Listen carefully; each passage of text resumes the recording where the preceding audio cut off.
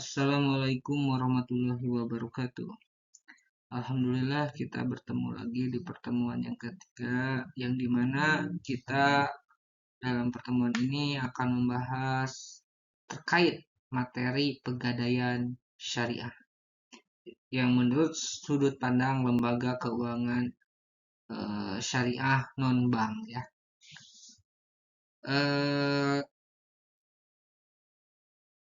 Ditinjau dari definisinya, menurut salah satu ahli dari keilmuan fikih muamalah, ran adalah menahan suatu barang sebagai jaminan atas utang sehingga pihak yang berpiutang bisa mengambil barang tersebut apabila utang tidak dibayar. Jadi maksud yang dimaksud dari ran ini menahan dalam suatu jaminan tersebut dengan status, yaitu kepastiannya adalah jaminan yang dijamin ketika barang tersebut dengan timbal balik dengan pinjaman uang atau utang. Sehingga pihak yang berpiutang bisa mengambil barang tersebut apabila utang tidak dibayar. Jadi barang tersebut bisa diambil eh, ketika utangnya tidak dibayar. Nah, kalau pengertian ran gitu ya. Tapi kan kalau pengertian eh, menurut sudut pandang pegadaian dalam umumnya itu ketika barang tersebut belum belum sepenuhnya dibayar itu tidak dapat diambil, begitu kan? Tapi di dalam menurut fikih muamalah barang tersebut bisa diambil ketika atas piutangnya meskipun tidak dapat terbayar. Namun itu ada resiko yang harus terpenuhi dulu, ada syarat-syaratnya.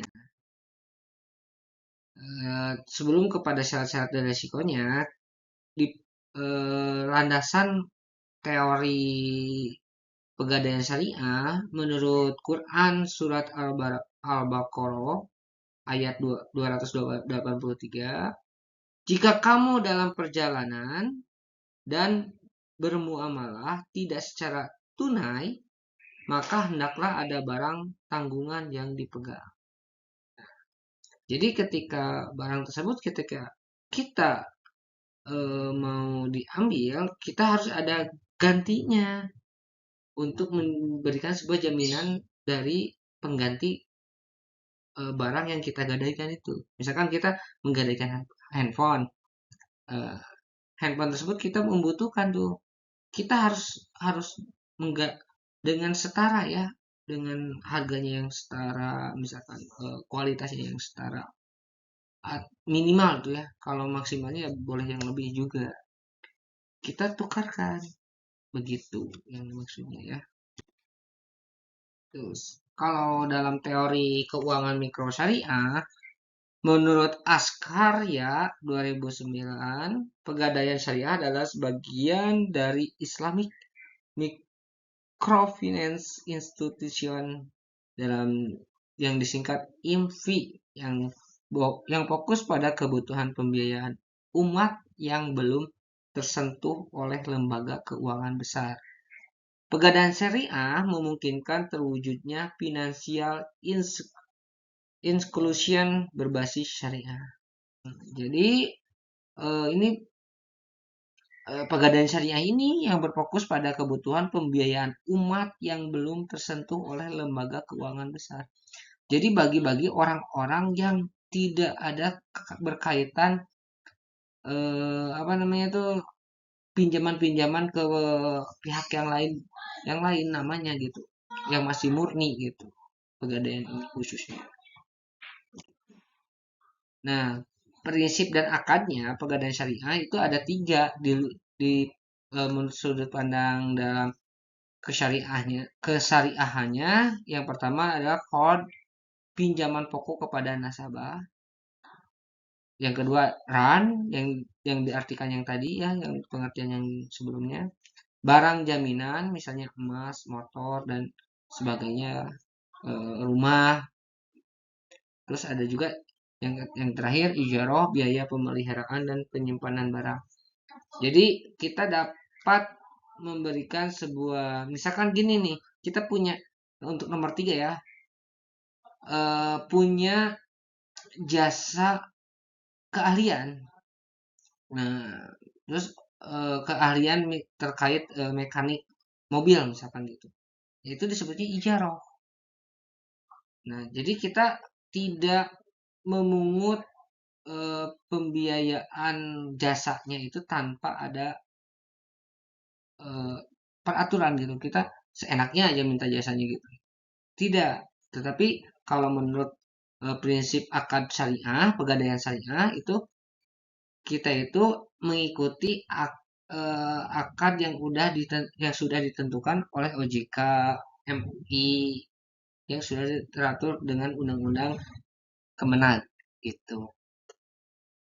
Gitu ya. Terus mekanisme pegadaian syariah ada 5.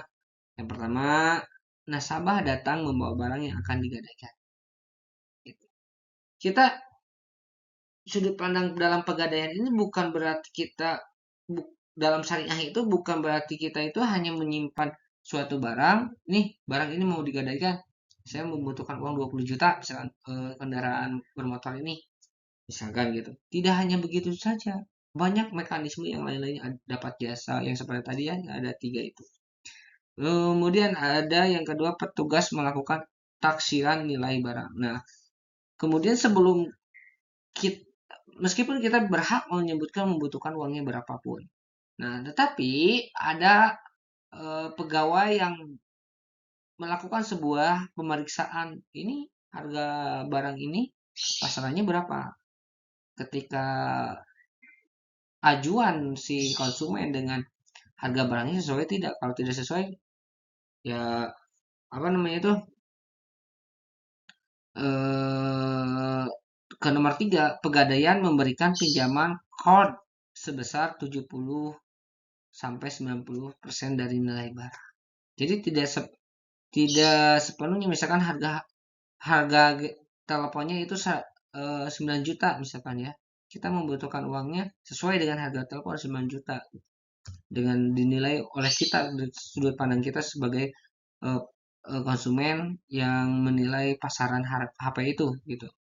Nah, tapi itu sebelum dinilai barang taksiran oleh si pegawainya itu sudah terdampak potongan nilai sebesar 70 sampai 90% gitu ya. Dari 9 juta tadi. Yang keempat, nasabah membayar ijarah biaya penitipan selama masa gadai. Jadi ada beberapa tertentu rentan-rentan waktunya yang harus kita apa namanya itu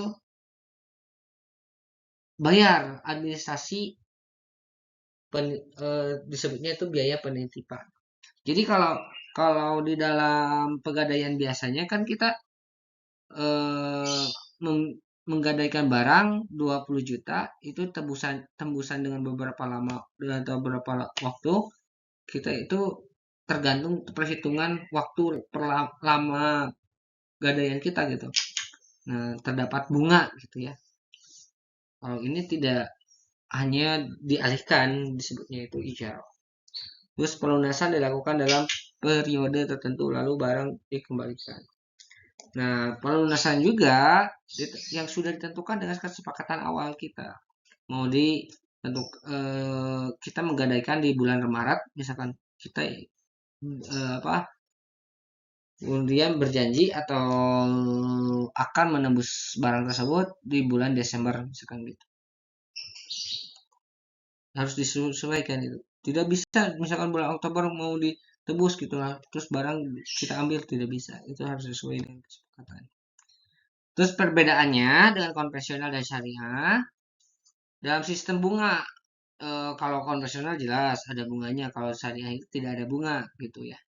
Kemudian dalam akadnya gadai plus bunga kalau dalam konvensional. Kalau dalam syariah qard, ran, ijarah yang tadi yang pengertian yang 3 tadi.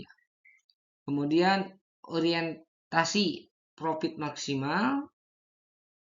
Kalau syariah itu dilihat dari keseimbangan profit dan etika. Nah, gitu ya. Kemudian kepemilikan barang bisa dilelang kalau konvensional.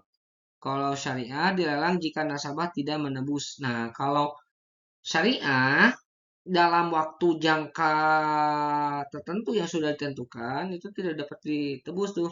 Kalau konvensional itu kan eh, apa namanya langsung langsung langsung diponis gitu, dilelang gitu ya, ditahan oleh si pihak pegadaian tersebut. Nah, kalau syariah itu dikembalikan lagi pada si nasabah, bisa tidak untuk menebusnya gitu, diberikan sebuah toleransi ya gitu.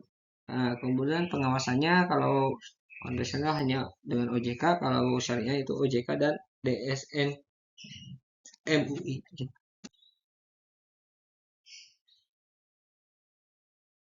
Jadi tantangan dan prospek itu dipandang dari yang pertama rendahnya literasi keuangan syariah. Berarti solusinya kita harus berikan sebuah pembelajaran kepada masyarakat-masyarakat pelosok dan pedesaan dan melakukan sebuah sosialisasi, melakukan sebuah seminar-seminar kecil-kecilan gitu ya. Yang kedua, digitalisasi layanan. Nah, yang berbasis digital itu eh, yang berbentuknya kesariahan itu masih belum sama dengan konvensional. Nah, maka gunakanlah sebuah inovasi ke teknologi keuangan yang disebut finance syariah. Jadi berikan sebuah pembelajaran terkait dengan teknologi-teknologi keuangan gitu ya. Kemudian persaingan dengan konvensional, penekanan pada keunggulan nilai dan etika. Jadi kalau konvensional itu sudah beberapa tahun, beberapa lama dikenal oleh masyarakat sehingga etika dan pelayanannya juga akan berbeda dengan sudut pandang yang baru datang gitu. Kemudian jangkauan layanan terbatas. Nah, di sini eh, yang menjadikan sebuah batasan oleh syariah itu belum terdapat atau terdampak di daerah-daerah pelosok dan pedesaan begitu. Jadi pegadaian syariah ini kita dapat disebarluaskan atau dapat dikenalkan kepada masyarakat daripada kita sebagai masyarakat banyak korban-korban yang disebutnya bak emok gitu ya, daripada melakukan kegiatan dari bank emok tersebut lebih menggunakan bank non syariah atau pegadaian syariah ini. Begitu ya. Terima kasih atas perhatiannya untuk pertemuan yang ketiga ini. Mudah-mudahan kita diberikan keberkahan dan kelancarannya. Mudah-mudahan ilmu yang saya berikan bermanfaat buat kalian dan dapat dikembangkan oleh kalian. Mohon maaf bila ada kesalahan dan kekurangan dari saya. Wassalamualaikum warahmatullahi wabarakatuh.